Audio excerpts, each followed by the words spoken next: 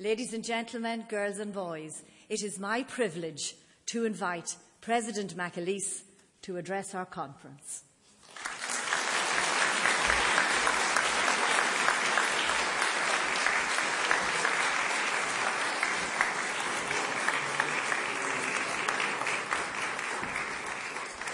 Gee, you've imagined a carja, because Kajamar Atashiv. Are you in good form? You're in good. Why wouldn't you be in good form? Despite the weather, isn't Carlingford just the most beautiful place, no matter what the weather is doing? It's utterly beautiful any time of year, but I have to say, autumn is very special in Carlingford. It's particularly beautiful. I've always, living on the other side of the loch, my house just overlooked Carlingford on the other side of the loch, and there's nothing more beautiful than a Carlingford autumn. And it's lovely to be gathered here on a Carlingford autumn day, knowing that we're gathered in this beautiful place that was a place of prayer. And through those prayers, I'm sure many of the people who gathered here over the years as an assembly, as a Church of Ireland assembly, they brought with them all their worries, all their concerns.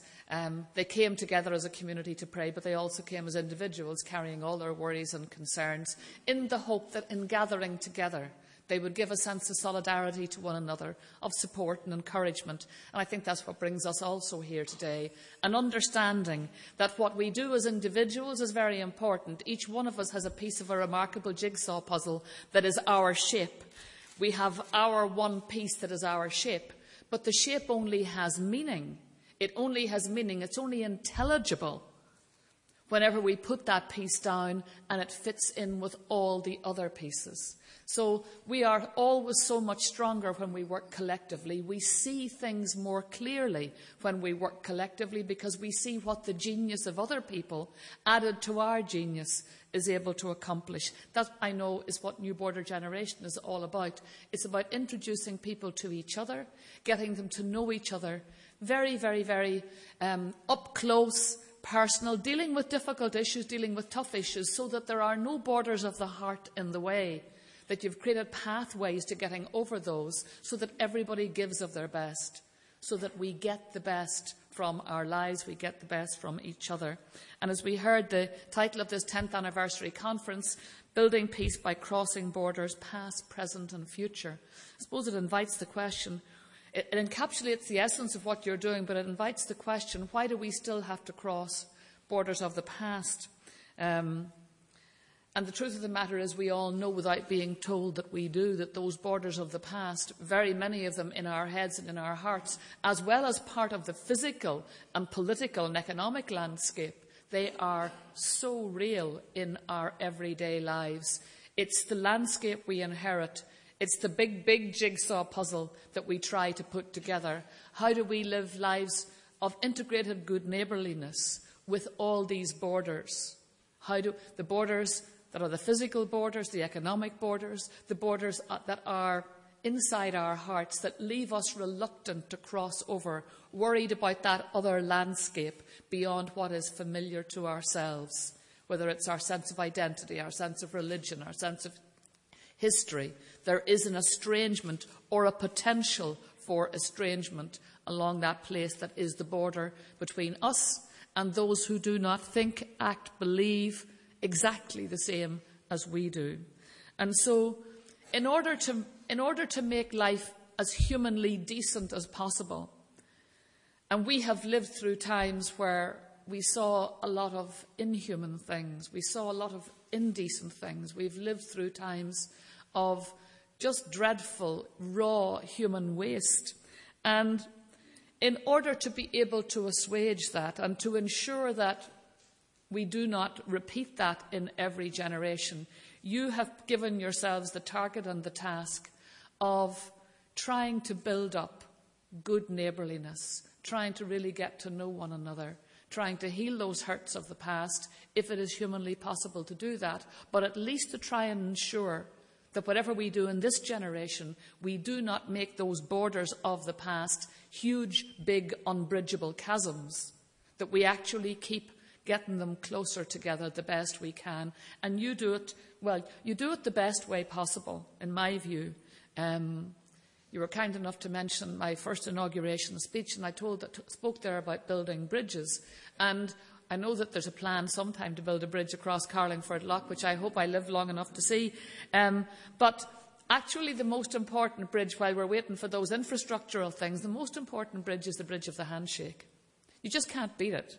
That heart-to-heart, human being to human being, having the cup of tea, sitting, chatting, unpacking our lives generously to each other, and importantly, listening to each other. Being prepared to listen while somebody tells you things that there is all sorts of resistance building up inside yourself to. It's a very important discipline. It's how we begin to bridge all those divisions of history.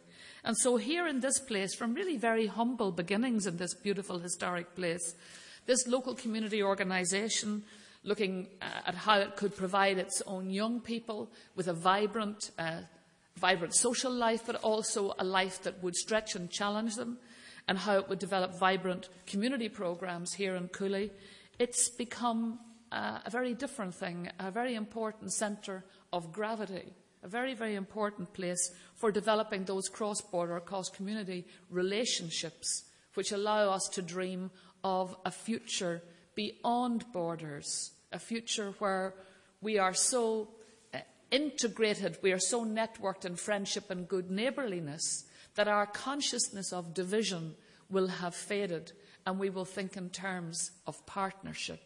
Not that we will have changed anybody's political ambition or political perspective or forced them to change, but we will have learnt to be able to transcend, to live with those differences, accept them and acknowledge them, and still work hand in hand, getting the energy that comes from working together, rather than going toe-to-toe and having the wastefulness that comes from going toe-to-toe, rather than working hand in hand.